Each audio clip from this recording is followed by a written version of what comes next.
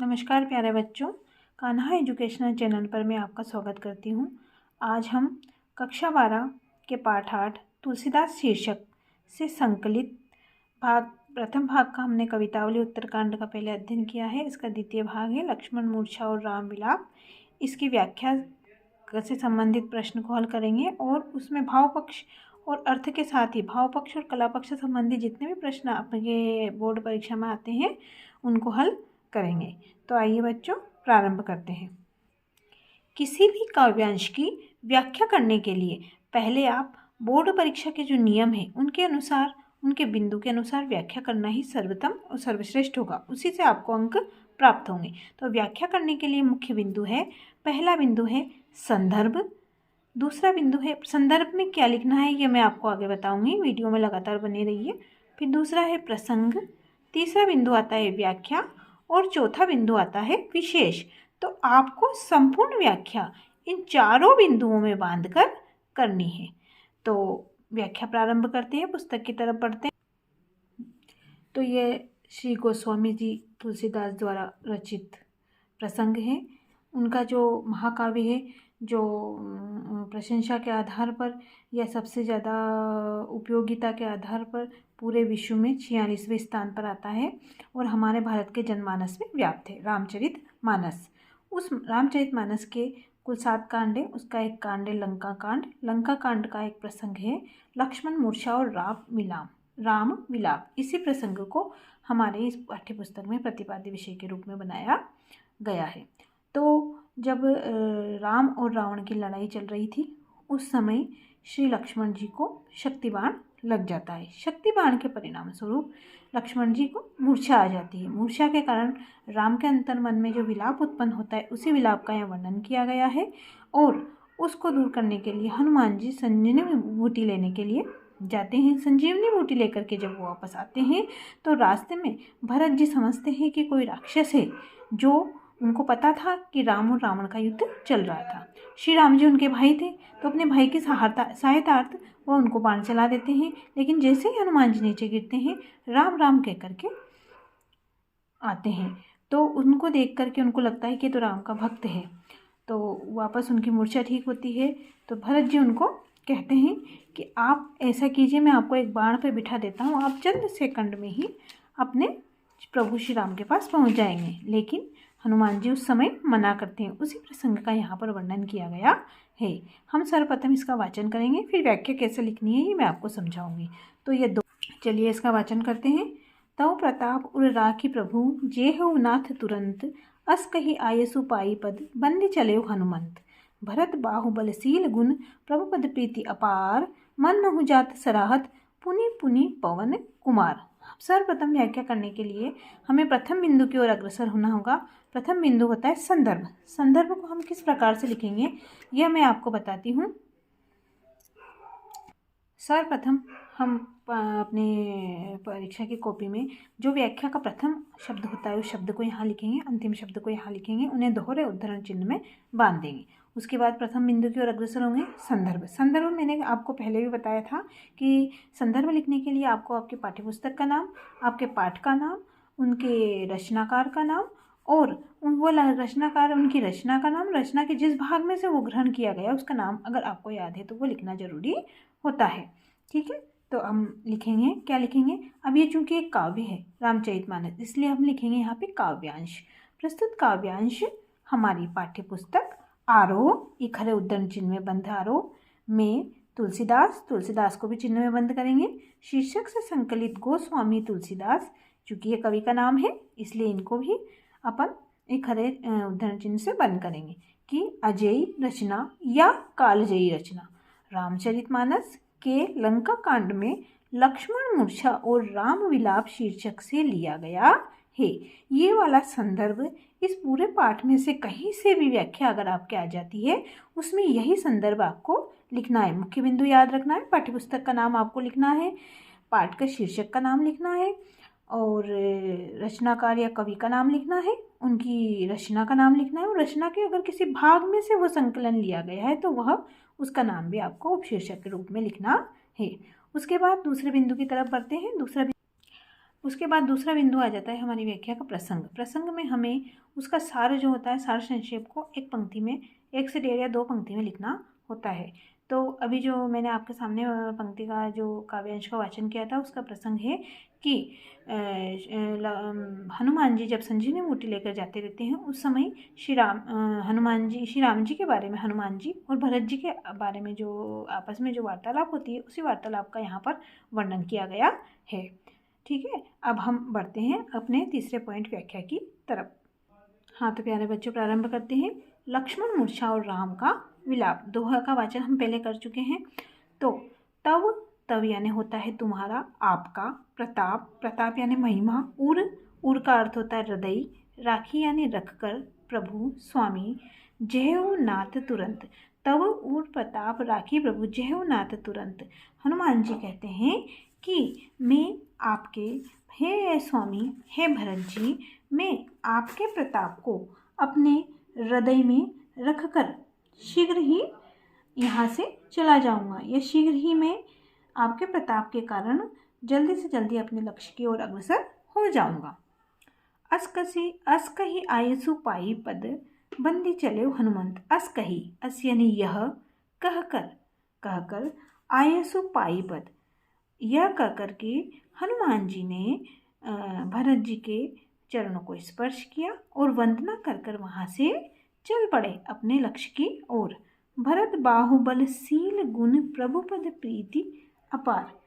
भरत जी कहते हैं, भरत जी के बारे में हनुमान जी कहते हैं, हनुमान भरत के बाहुबल, उनके शील स्वभाव, उनके गुण, उनकी विनम्रता आदि के कारण राम के चरणों में उनके अपार प्रेम को मन ही मन प्रशंसा कर रहे हैं। मन महु जात सराहत, मन ही मन में उनकी सराहना कर रहे हैं। पुनि पुनि पवन कुमार, बार बार हनुमान जी श्री राम जी के प्रति जो भरत जी का प्रेम है, उसकी अपने हृदय ही हृदय में सराहना कर रहे हैं।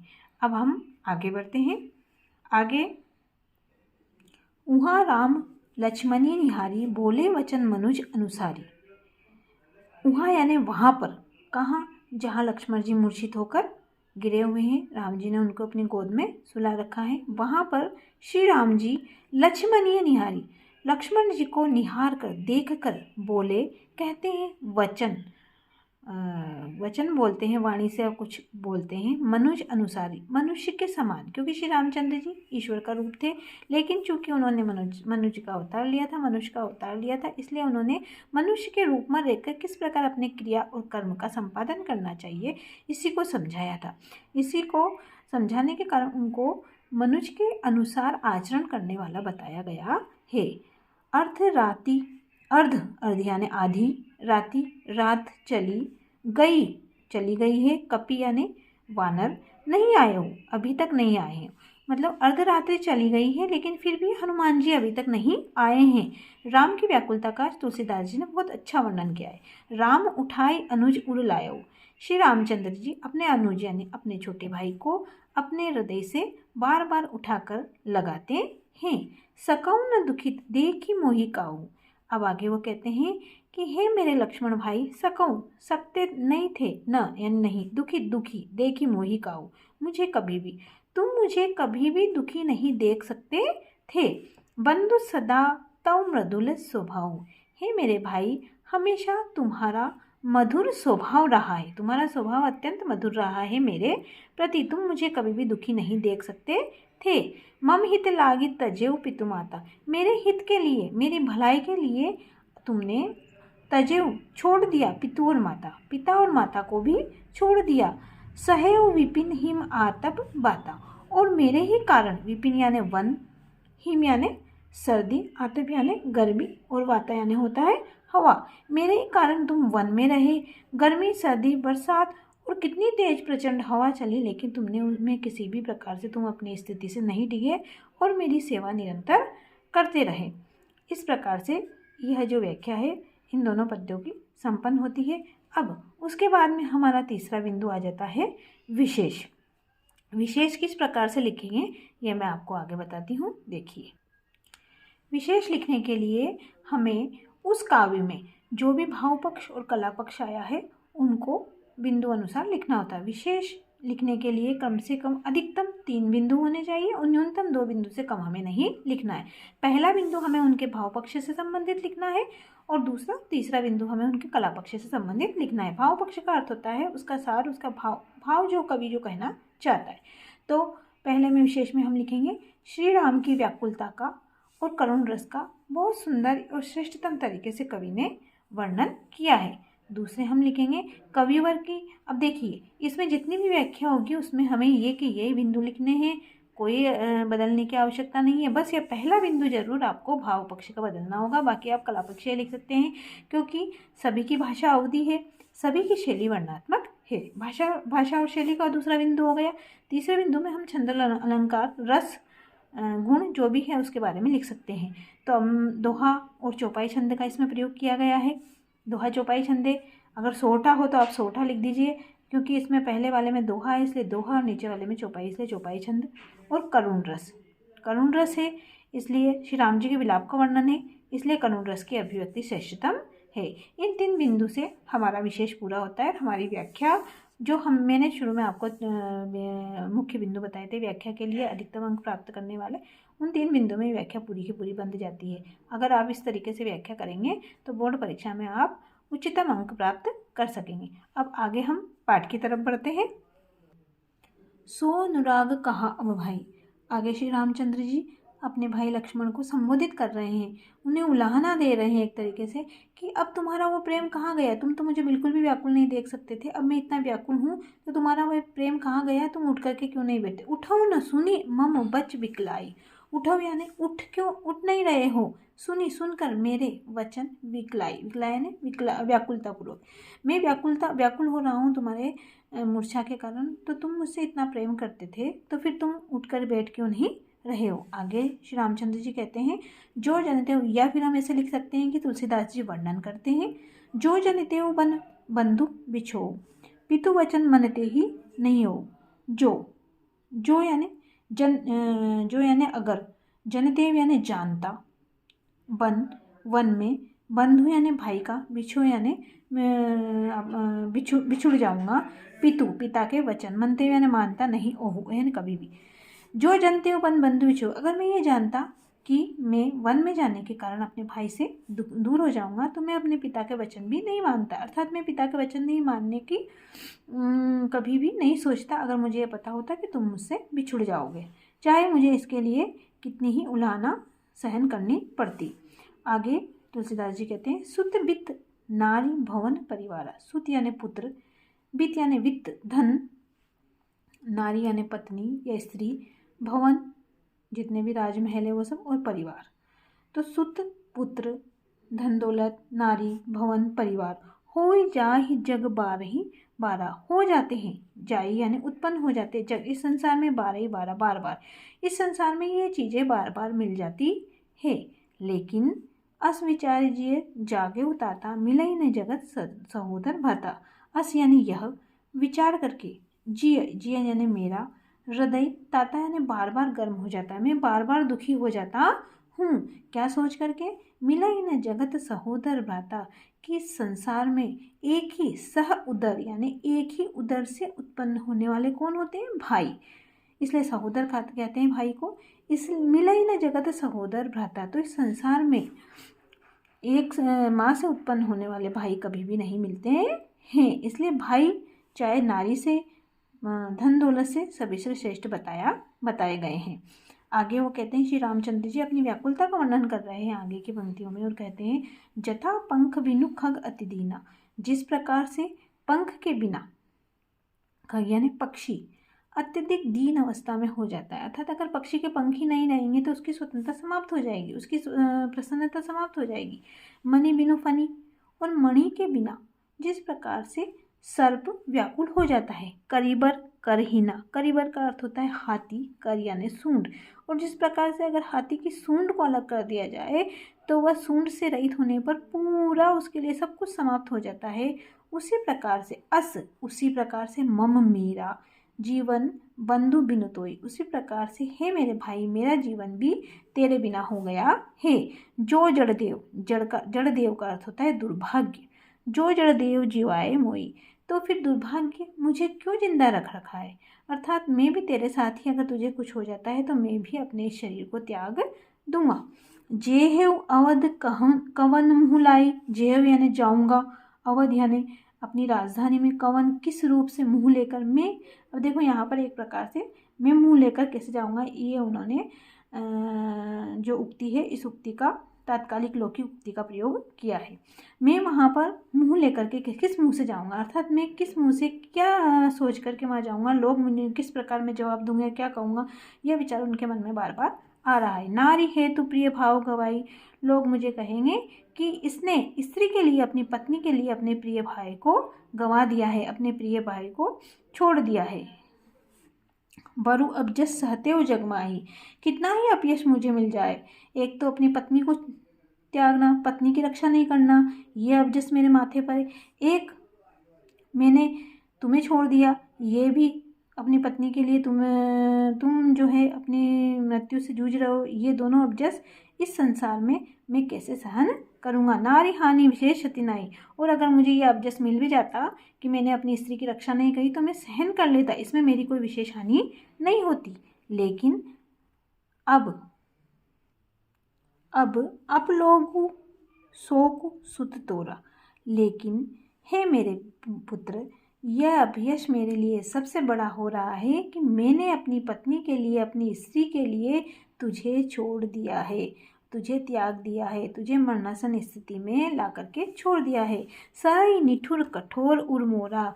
मेरा हृदय जो है किस प्रकार से इसको सहन करेगा, अर्थात मेरा हृदय इसे बिल्कुल भी सहन करने लायक नहीं है। निज जननी के आगे वह कह रहे हैं कि उनके भाई जो हैं किस प्रकार से थे और किस प्रकार से हैं, तो वो कह रहे हैं निज जननी के एक कुमारा। निज यानी अपनी माता के तुम सिर्फ एक ही पुत्र हैं। सुमित्रा, जो श्री रामचंद्र जी की 3 माताएं थी, कैकई, सुमित्रा और कौशल्या। कौशल्या के वो एक ही पुत्र थे, कैकई के 2 पुत्र थे और सुमित्रा के भी एक ही पुत्र थे, लक्ष्मण। इसलिए वो आगे कह रहे हैं निज जननी के एक कुमारा, तुम अपनी माता के एक ही पुत्र थे। तात तासु तुम प्राण आधारा। हे पुत्र, तुम उनके प्राण के आधार हो। अगर तुम नहीं होंगे तो वह बिल्कुल भी इस संसार में जीवित नहीं रह सकती है। सोपई मोही तुम्हें गही पानी। पानी का अर्थ होता है हाथ पकड़कर, गही यानी पकड़कर। उन्होंने तुम्हारा हाथ पकड़कर मुझे सौंपा था। सब विधि सुखद परम हित जानी। सब प्रकार से उन्होंने ये समझा था कि मुझे अगर वो सौंप देगी तो उनके पुत्र का कुछ भी नहीं बिगड़ेगा, उनका पुत्र का अत्यधिक हित ही हित होगा। उत्रु कहा देहौ तेहि जाई, उठी किन मोहि सिखावई भाई। उत्रु कहा देहौ तेहि जाई, उठी किन मोहि सिखावई भाई।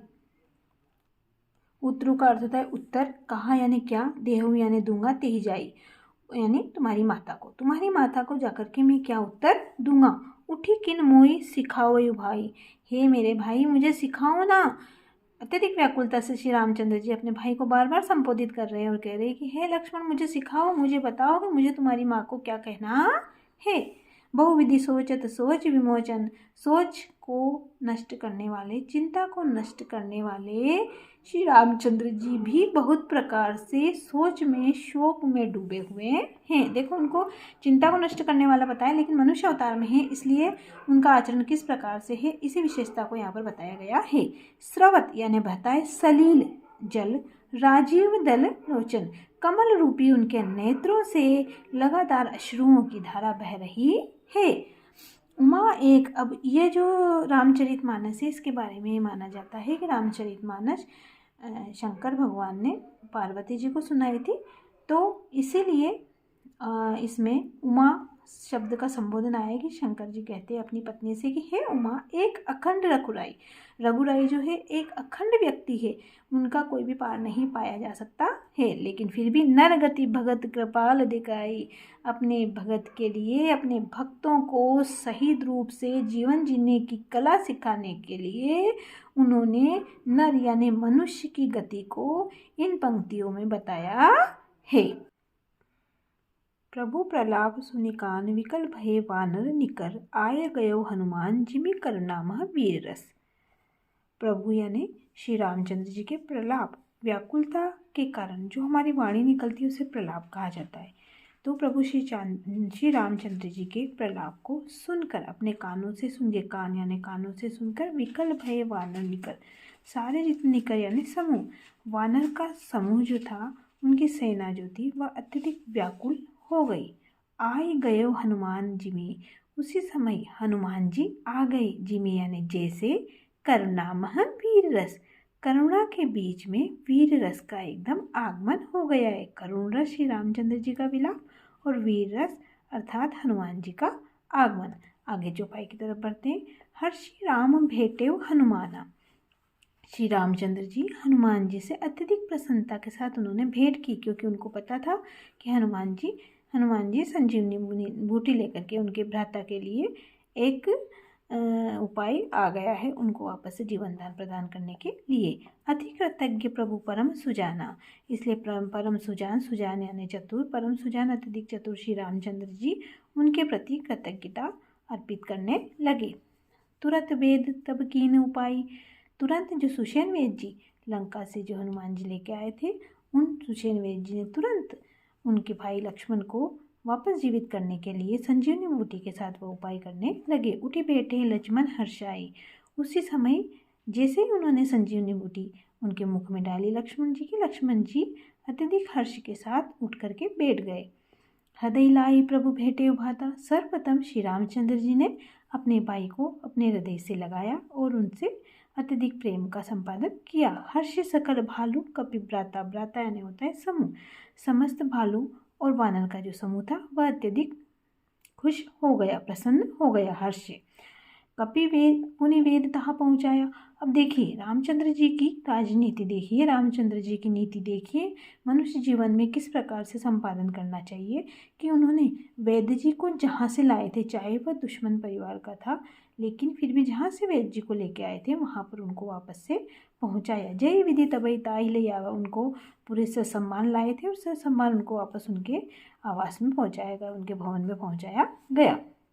यह वृत्तांत दशानन सुनऊ, लेकिन जैसे ही दशानन ने 10 मुख से युक्त, आनन यानी मुख, 10 मुख से युक्त रावण ने जैसे ही इस पूरे वृत्तांत को, पूरी घटना को सुना, अति विषाद पुनि पुनि सिर धुनऊ, अति विषाद से व्याकुल होकर के बार बार आपको अपने सिर को धुनने लगा, अर्थात बार बार सिर धुनना मतलब खीज उत्पन्न होने लगी। व्याकुल कुंभकर्ण पे आवा, अब रावण का एक और भाई था कुंभकर्ण।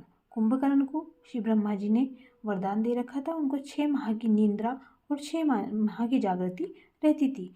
तो वो रावण अपने भाई कुंभकर्ण को भी युद्ध के मैदान में ले जाने के लिए निद्रा के समय में उनको उठाने के लिए आ गया। विविध जतन करिता ही जगावा, जतन यानी प्रयत्न, बहुत सारे प्रयत्न करके उन्होंने, रावण ने कुंभकर्ण को उठाया।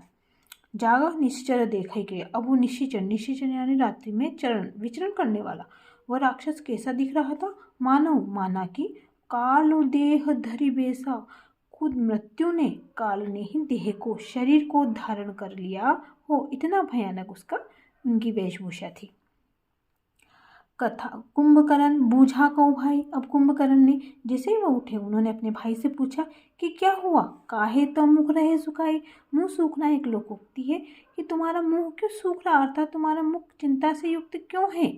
कथा कही तब ते ही अभिमानी, तो वो अभिमानी रावण ने उस समय पूरी कहानी कुंभकर्ण के समक्ष प्रस्तुत की।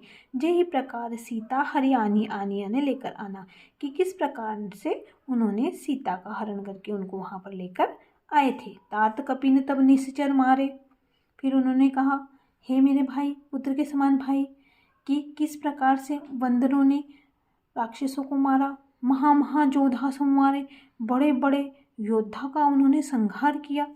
दुर्मुख, अब देखिए ये उनके नाम भी है और उनकी विशेषता प्रकट करने वाले नाम है राक्षसों के। दुर्मुख, जिसका मुख अत्यधिक भयंकर है, ऐसा। सूर्यरिपु, जो कि देवताओं के शत्रु है, सूर्य ने देवता। मनुज, आहारी, मनुष्यों को खाने वाले हैं। भट्ट, अत्यधिक बड़े बड़े योद्धा। अतिकाय, बड़े बड़े शरीर को धारण करने वाले। अकंपन भारी, जिसके शरीर में भय के कारण जिसका शरीर कभी भी नहीं कांपता था, ऐसे बड़े बड़े। अपर, दूसरे। महोदर, बड़े बड़े। महा यानी महा, उदर यानी पेट, बड़े बड़े पेट वाले। आदिक वीरा, आदि वीरों को। परे समर मही सब रंधीरा, वह सारे समर यानी युद्ध, वो सारे योद्धा जो हैं, रणधीर जो हैं, उस युद्ध में वहाँ पर मृत्यु को प्राप्त होकर के समर में पड़े हुए हैं। आगे हम अंतिम दोहे की तरफ बढ़ते हैं। प्रस्तुत आपके प्रतिपाद्य विषय का अंतिम दोहा इस पाठ का। सुनी 10 कंदर वचन तब कुंभकर्ण बिलखान। तो वह रावण जो है, 10 मुखों वाला रावण, इस प्रकार के वचन को, रावण के इस प्रकार के वचन जब रावण ने कहे, तब कुंभकर्ण अत्यधिक व्याकुल हो उठे और व्याकुल होकर के रावण से कहने लगे, जगदम्बा हरियाणी अब सठ चाहत कल्याण। सठ यानी होता है धूर्त, कि है सठ, है मूर्ख, धूर्त मूर्ख, है मूर्ख, तू जगदम्बा जगत की माता समान सीता माँ को हर करके लाया है, अब तू अपना कल्याण चाहता है, तो तेरा कल्याण कभी भी नहीं हो सकता है। तो प्यारे बच्चों, आशा करती हूँ आपके लिए परीक्षा के लिए, आपके परीक्षा के लिए, बोर्ड परीक्षा के लिए यह वीडियो अत्यंत उपयोगी रहा होगा। अब इस पाठ से संबंधित समस्त प्रश्नोत्तर और कवि परिचय, तुलसीदास जी का कवि परिचय से संबंधित जो प्रश्न आता है उसको जानने के लिए तुलसीदास भाग 3 में बने रहिए। धन्यवाद।